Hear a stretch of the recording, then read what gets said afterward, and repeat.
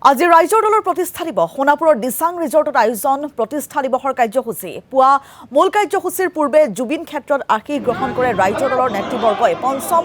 প্ৰতিষ্ঠা দিৱসত 5টা সংকল্প লৈ জুবিন ক্ষেত্ৰত সেৱা ল'লে ৰাইজৰ দলৰ নেতা কৰ্মীয়ে 5 বছৰৰ ভিতৰত 24 ঘণ্টাই পানী যোগানৰ সংকল্প অখিল গগৈৰ খিলঞ্জীয়া লোকক মাটিৰ পট্টা প্ৰদানৰ সংকল্প গ্ৰহণ ৰাইজৰ দলৰ প্ৰতিখন গাঁও আৰু অঞ্চলত ক্ষুদ্ৰ উদ্যোগ গঢ়ি তোলাৰ সংকল্প অসমক শ্ৰেষ্ঠ পৰ্যটন ৰাজ্য হিচাপে গঢ়ি তোলাৰ সংকল্প গ্ৰহণ অখিল গগৈৰ আজিৰ প্ৰতিষ্ঠা দিৱসৰ কাৰ্যসূচীত অংশগ্ৰহণ দলৰ সভাপতি অখিল গগৈ সহ নেতৃবৃন্দ ভাতৃ ভগ্নী সংগঠনৰ বিষয়ববীয়া তথা কাৰ্যকৰ্তা উপস্থিত প্ৰতিষ্ঠা দিৱসৰ কাৰ্যসূচীত আমি এই মুহূৰ্তত পোনপটীয়াভাৱে আপোনালোকক লৈ গৈছো আমাৰ সাংবাদিক পুলক মহন্ত আছে পুলক যিটো ৰাইজৰ দলৰ আজিৰ প্ৰতিষ্ঠা দিৱস আৰু প্ৰতিষ্ঠা দিৱসৰ কাৰ্যসূচী বৰ্তমান সময়ত অব্যাহত আছে গতিকে সবিশেষ তথ্যখিনি আপোনাৰ পৰা জানিম কোন কোন উপস্থিত আছে কিদৰে আগবাঢ়িছে এই কাৰ্যসূচী নিশ্চয়কৈ হিমাক্ষী ক'ব লাগিব আজিৰ পৰা প্ৰায় 5 বছৰ পূৰ্বে ৰাইজৰ দলৰ জন্ম হৈছিল আৰু যিটো সময়ত জেলৰ পৰা অৰ্থাৎ নিৰ্বাচন খেলিছিলে সেই সময়ত অখিল গগৈ জেলত থাকি আৰু সেই পৰ্যায়ৰ পৰা আজি তাৰিখত যেহেতু 5টা বছৰ অতিক্ৰম কৰিছে 2021 চনৰ যি বিধানসভা নিৰ্বাচন আছিলে তাৰ পূৰ্বে গঠন হোৱা ৰাইজৰ দল আৰু এতিয়া 2026ৰ যেহেতু নিৰ্বাচন গতিকে 2026ৰ আজি তাৰিখৰ ৰাইজৰ দল 5 বছৰ পুৰণা হৈছে আৰু বহুখিনি কথাই তেওঁলোকে আজি তাৰিখত আলোচনা কৰিছে কেতবোৰ সিদ্ধান্তও গ্ৰহণ কৰিছে বিশেষকৈ আমি যদি কওঁ আপুনি উল্লেখ কৰিছে যে 5টাকৈ সংকল্প পুৱাই জুবিন ক্ষেত্ৰলৈ গৈছিলে জুবিন ক্ষেত্ৰত গৈ 5টা সংকল্পৰ কথা সংবাদ মাধ্যমৰ আগত সভাপতি অখিল গগৈয়ে সেইখিনি কথা ব্যক্ত কৰিছে কিন্তু আজি দিনজোৰা কাৰ্যসূচীৰে তেওঁলোকৰ যিহেতু এই প্ৰতিষ্ঠা দিৱস পালন কৰা হৈছে প্ৰতিষ্ঠা দিৱসৰ লগত যিহেতু সমাগত নিৰ্বাচন গতিকে নিৰ্বাচন কেন্দ্ৰিক বহু আলোচনা হৈছে য'ত নেকি তেওঁলোকৰ যিসকল কেন্দ্ৰীয় লোক আছে সেই লোকসকল ইয়াত উপস্থিত আছে তাৰ সমান্তৰালকৈ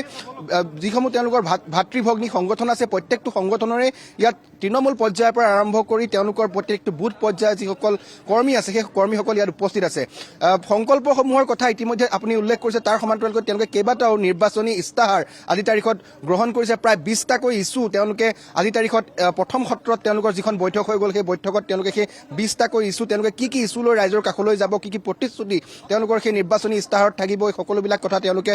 কৈছে সংবাদ মাধ্যমৰ আগত আৰু দ্বিতীয় যিখন বৈঠক সেয়া কিছু সময়ৰ পাছতেই পুনৰ এই দিচাং ৰিজৰ্টতে অনুষ্ঠিত হ'ব আৰু সেই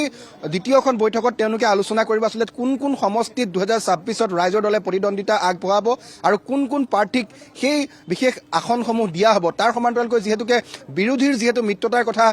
চৰ্চাত চলি আছে যদিও বা এতিয়ালৈকে আনুষ্ঠানিকতা হোৱা নাই তেওঁলোকৰ মাজত যি বিৰোধী মিত্ৰতা সেই মিত্ৰতাক লৈ ইখনৰ পিছত সিখন আলোচনা চলি আছে কিন্তু আজি ৰাইজৰ দলে আচলতে তেওঁলোকৰ নিজৰ স্থিতি স্পষ্ট কৰিব ইয়াত কাৰণ ৰাইজৰ দলৰ তৃণমূল পৰ্যায়ৰ পৰা আৰম্ভ কৰি শীৰ্ষ পৰ্যায় অৰ্থাৎ কেন্দ্ৰীয় যিসকল কমিটিৰ লোক আছে তেওঁলোকো ইয়াত উপস্থিত আছে গতিকে তেওঁলোকে এটা কথা নিশ্চিতকৈ কৈছে যে আজিৰ এই বৈঠকখনতে তেওঁলোকে নিশ্চিত কৰিব যে ৰাইজৰ দলে আগন্তুক বিধানসভা নিৰ্বাচনত কেইটা সিটত তেওঁলোকে প্ৰতিদ্বন্দ্বিতা আগবঢ়াব আৰু কোন সিটত বিশেষকৈ কোন স্থানত তেওঁলোকৰ ভেটি আজি তাৰিখত মজবুত হৈ আছে আৰু সেইসমূহক লৈ তেওঁলোকে কেনেকৈ আগবঢ়াব তৃণমূল পৰ্যায়ৰ যিসকল কৰ্মী আছে সেই কৰ্মীসকলে কেনেকৈ তেওঁলোকে কাম কৰিব এই সকলোবিলাক দিশ দ্বিতীয় সত্ৰৰ তেওঁলোকৰ যিখন বৈঠক আছে সেই বৈঠকখনত তেওঁলোকে আলোচনা কৰিব তাৰ সমান্তৰালকৈ তেওঁলোকৰ নিজৰ যিসমূহ ভেটি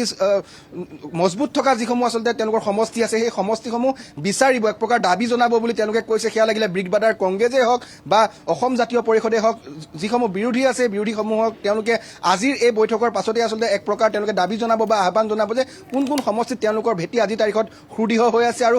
সেই সমষ্টিত আচলতে কোনে প্ৰতিদ্বন্দ্বিতা আগবঢ়াব আৰু নিৰ্বাচনত জয় হ'বলৈ হ'লে বিজেপিক তেওঁলোকে পৰাভূত কৰিবলৈ হ'লে তেওঁলোকৰ ৰণকৌশল কি হ'ব এই সকলোবিলাক ষ্ট্ৰেটেজি এক প্ৰকাৰ আজিৰ এই তেওঁলোকৰ পঞ্চম যি বৰ্ষপূৰ্তি অনুষ্ঠান এই পঞ্চম বৰ্ষপূৰ্তি অনুষ্ঠানৰ দ্বিতীয় সত্ৰৰ যিখন বৈঠক সেই সত্ৰৰ বৈঠকখনত অনুষ্ঠিত হ'ব বুলি ইতিমধ্যে উল্লেখ কৰিছে হয় পুলক মহন্ত এই মুহূৰ্তত আপোনাক ধন্যবাদ জনাইছো অখিল গগৈৰ ভাষ্য আছে আমাৰ ওচৰত আমি সেই ভাষ্য আগবঢ়াইছো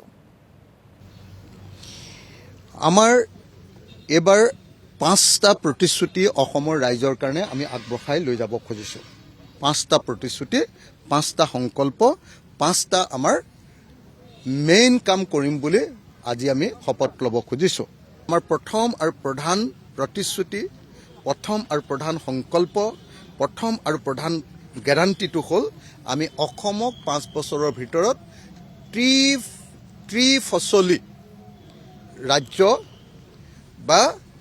বছৰৰ সকলো সময়তে খেতি কৰা ৰাজ্য বা ৰাউণ্ড দ্য ইয়েৰ কাল্টিভেশ্যনৰ ৰাজ্যত পৰিণত কৰিম আমি চৰকাৰলৈ অহাৰ পাছত অসমত ভেকুলীৰ বিয়া পাতিব নলগীয়া পৰিৱেশৰ সৃষ্টি কৰিম আৰু অসমৰ সকলো পথাৰতে সকলো সময়তে পানী যোগানৰ ব্যৱস্থা কৰিম নাম্বাৰ 2 অসমৰ অতি কমেও 20 বিধ ফচলৰ ওপৰত আমি মিনিমাম ছাপোৰ্ট প্ৰাইচ দিম। ক্ষুদ্ৰ চাহ খেতিয়কবিলাকৰ পাতৰ আমি মিনিমাম ছাপোৰ্ট প্ৰাইচ অতি কমেও 30 টকা দাম দিবই লাগিব। হয় চৰকাৰে কিনি ল'ম, নহ'লে মানে ফেক্টৰীবিলাকে কিনি ল'ব লাগিব। আৰু কোনোবা ফেক্টৰীয়ে যদি 30 টকাতকৈ কম দামত কিনে তেতিয়াহ'লে সেই ফেক্টৰীৰ মালিকক গ্ৰেপ্তাৰ কৰা হ'ব।